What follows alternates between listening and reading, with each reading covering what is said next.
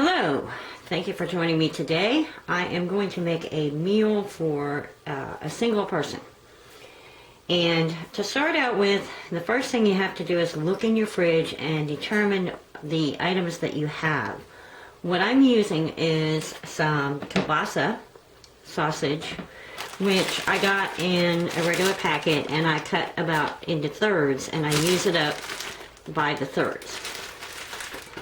Now, you can use any kind of meat. You can use hot dogs, you can use Spam, you can use other kinds of sausages, but I would suggest you use a meat that's already fully cooked so you can make this fairly quickly. Now, what I have right now is my frying pan, and it's actually been warming up slightly, and it doesn't look like it's in the best condition, but it's alright. I need to season it. It's been kind of overwashed. So right now I'm going to let the butter melt because that's what I want to use. You can use oil. You can use vegetable oil, canola oil. You can use virgin, extra virgin olive oil, whatever you feel like using. I like to use butter. So I know my base is going to be, the base meat is going to be kielbasa. So the first thing I'm going to do is slice up my kielbasa, and I want it to be in small chunks. Not too big, not too small. I want it to heat up fairly quickly. I don't want to have to cook it for too long. Now, the actual process of cooking, you need to look at your ingredients and figure out what's going to take the longest and start with that and then keep adding in. So for me, the meat will probably be one of the last things to go in. Now, another thing I've done is found I like to buy small bags of small onions. So what I've done is I've sliced up an onion, and let me finish this.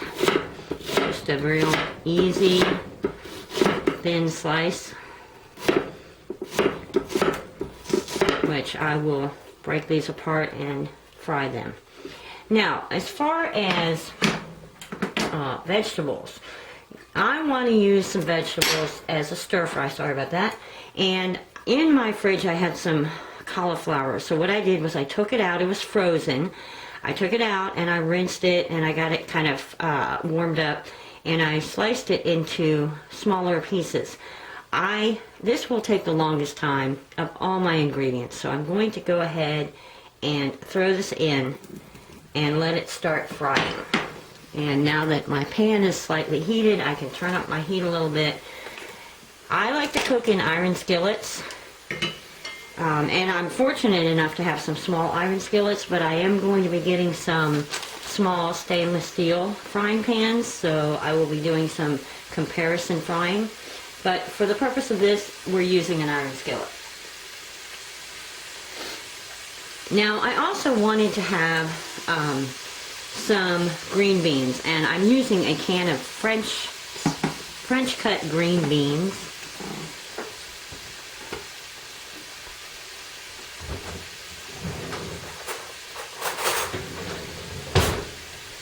So the difference between frozen vegetables and canned vegetables is that frozen vegetables are basically fresh picked, they're blanched and thrown in a bag and frozen.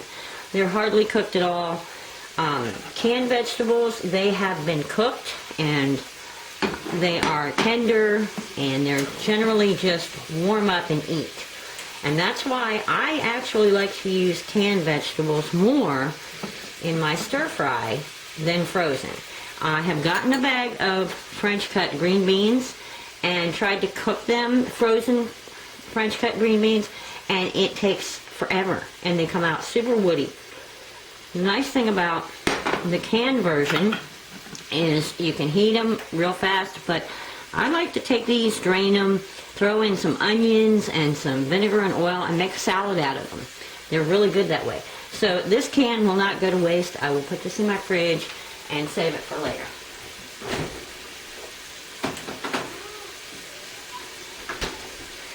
Now, I have basically figured out my ingredients, which will be my onions, my cauliflower, my sausage and my green beans. Now I'm going to want to put some kind of sauce on this. So I have a few options. The kind of sauce you use should be your preference, not what somebody else tells you to use. Now, I know for a fact, I've done this many times, and one of the things that really goes well with a lot of the things I fry, especially the cauliflower and the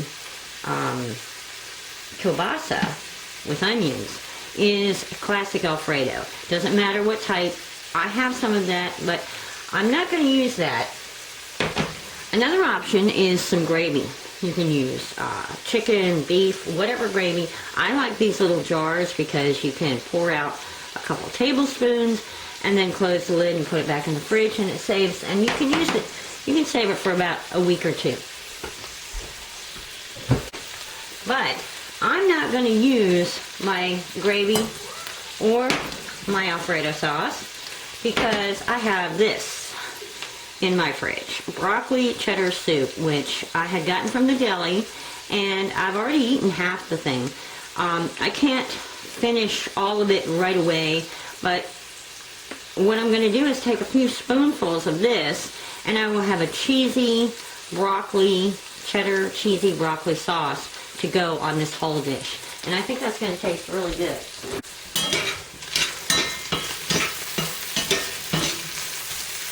Now, of course, you could use some of the condiments that are in your fridge. For example, a good mustard sauce might taste really good with this. I'm not really sure how ketchup would taste with this combination of vegetables, but depending on what you're using or what kind of meat you're using, ketchup may appeal to you. So don't be afraid to make a stir fry and then set some condiments on the side and try out a bite or two with different condiments. You may come across a really original flavor or combination flavor that you really like. So that's how recipes are made, and it's trial and error. But I would not suggest pouring the condiment on everything if you haven't tasted it first, because it may ruin the taste and then you have to start all over again. Or eat something you don't like. So, now that this has started to soften up just a little, I know that my onions are going to take, I know that my onions are going to take quite some time to fry. And remember, onions are full of water, so they're going to add some water to your cooking. So you will get some steaming coming off of the cooking from this. The one thing about iron skillets is you don't want to add water to a hot pan because it has a coating that is built up with the oil, and by adding cold water, which is kind of like a deglazing thing, you would end up pulling some of that coating off, and it's not always the most tasty depending on what you cooked recently. So remember, when you put things in your iron skillet, be mindful of how much water content is in it. You don't want a lot of water put into a hot skillet, iron skillet, so that you're ending up with a lot of that coating coming off. Now, of course, with an iron skillet, it takes time for the heat to build up. So it's always best to preheat your iron skillet. It's always best to try to get it to the temperature you want before you start cooking. If you have to turn it up quickly, iron skillets are not made for that. So you might want to use something like stainless steel. Now, I've got this on a medium setting, and I want this to cook kind of slowly. So even though it barely seems like it's frying, I'm going to go ahead and turn it down because the iron skillet retains the heat, and I don't want it to get too hot. So I'm going to turn off the camera and come back when these are nice and cooked to the desired consistency that I want them.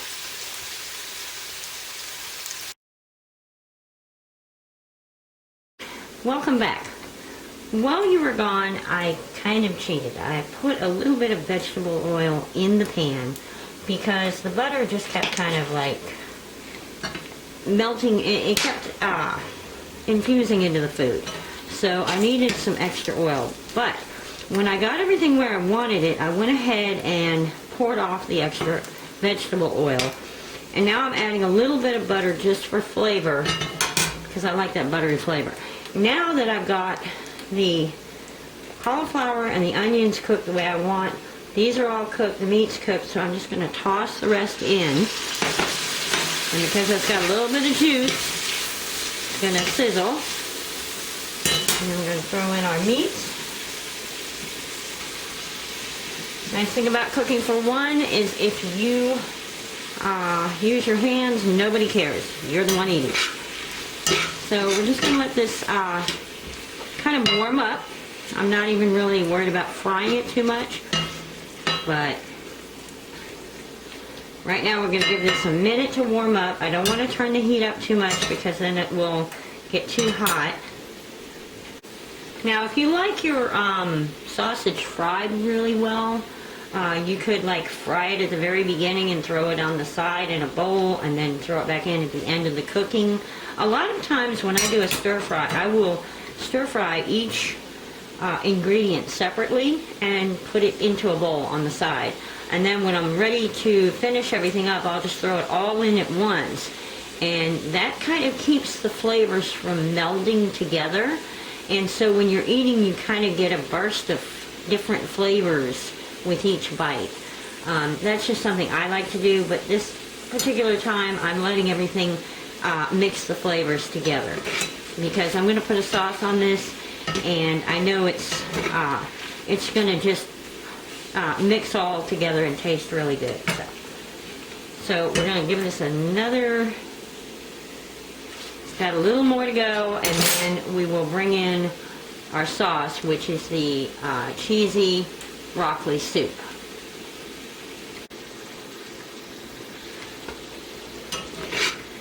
Okay, this is really, really hot. I like it. I tested it. And now I'm going to bring in the broccoli soup that I got from the deli. This is very thick, and that's why I'm using it. If it was a thinner soup, I wouldn't be able to use it. So I'm going to try about 3 table-ish spoons, maybe 4. Okay, I think that's good enough. I don't want this to overpower it. I just want a little bit for flavor. Okay, so all I'm going to do now is just kind of fold this in. And folding in is where you stir it slowly and just kind of fold it in. You don't actually like vigorously stir. And I'm going to give this a minute. And then I'll be dishing it out into a bowl.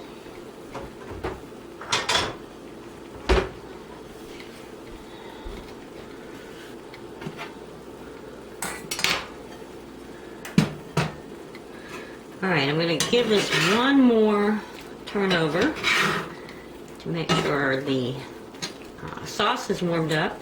I don't want it to burn, so I'm going to do this quickly. And now, we're just going to dish this into our bowl, which you can, have some garnish on the side, maybe some cheesy crackers or anything your heart desires can be thrown on the side. And if for some reason this is more than you can eat in one sitting, feel free to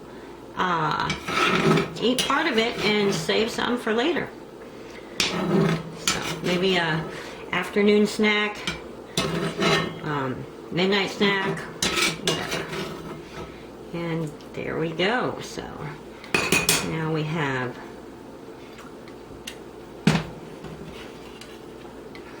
our dish for one. Bon appetit.